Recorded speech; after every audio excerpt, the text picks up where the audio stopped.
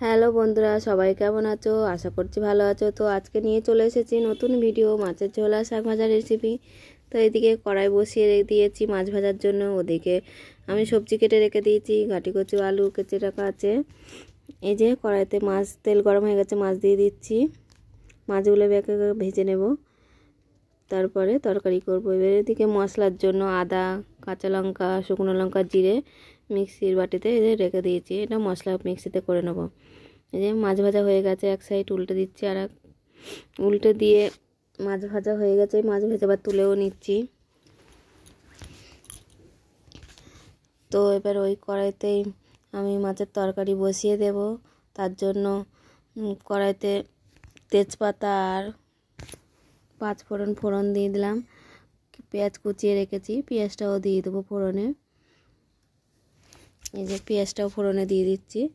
ওদিকে পেঁয়াজটা ভাজা ভাজা হয়ে গেলে একটু ভেজে নেব, নিয়ে তার মধ্যে আলু আর ঘাটি কচু দিয়ে দেব, দিয়ে একটু নেড়ে চেড়ে নেব।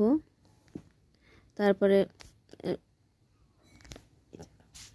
এই যে নেড়ে চেড়ে নিচ্ছি, নিয়ে ওর মধ্যে একটু ভাজা ভাজা হয়ে গেলে নুন দিয়ে দেবো। নুন দিয়ে একটু ভেজে নেব।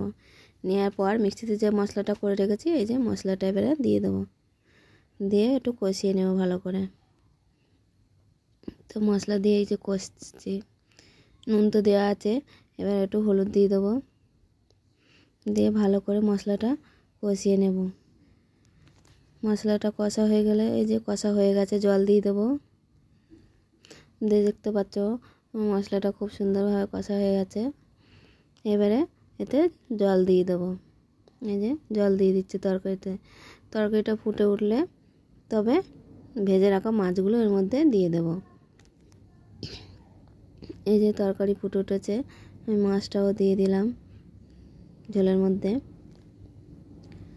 তো দেখতে পাচ্ছ তোমরা তরকারিটা মানে দেখতে খুব সুন্দরই হয়েছে, খেতেও খুব সুন্দরই হবে। তো ওদিকে আবার ওই কড়াই ধুয়ে বসিয়ে ওতে আবার শাক ভাজার জন্যে পাঁচফোড়ন আর শুকনো লঙ্কা ফোড়ন দিয়ে দিলাম। ওদিকে পেঁয়াজ লঙ্কা কুচিয়ে রেখেছি, সেটা শাক ভাজার জন্য দিয়ে দেবো, লাল শাক ভাজা হবে।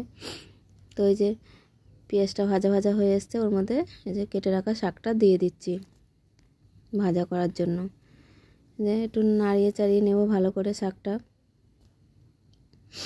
নিয়ে তার মধ্যে একটু নুন হলুদ দিয়ে দেবো শাকটা ভাজা করার জন্য। দিয়ে নুন হলুদ দিয়ে আর কি ঢাকা দিয়ে দেবো নাড়ে চেড়ে। এই যে নুন হলুদ দিয়ে দিলাম, দিয়ে শাকটা নেড়ে চেড়ে চাপা দিয়ে দেবো। জল দিতে লাগবে না, আপনি হয়ে যাবে একটু গ্যাস কমিয়ে চাপা দিলেই। এই যে দেখতে পাচ্ছ কত জল বার হয়েছে শাক দিয়ে। এদিকে ভাত বসিয়েছি, ভাতটাও ফুটে উঠেছে। এই যে ভাতটা ফুটে উঠেছে। এই যে এদিকে আমার শাক ভাজাটাও দেখো কত সুন্দর হয়ে এসছে। তো তোমরা চাইলে একটু স্বাদ মতন চিনিও দিতে পারো, যে শাকটা খেতে একটু স্বাদ লাগে। এই যে আমার শাক ভাজা হয়ে গেছে। তো আজ দুপুরে গরম গরম মাছের ঝোল আর এই শাক ভাজা দিয়ে গরম গরম ভাত খাওয়া। তো আজকের ভিডিও এই পর্যন্ত, আবার আসবো নতুন ভিডিও নিয়ে।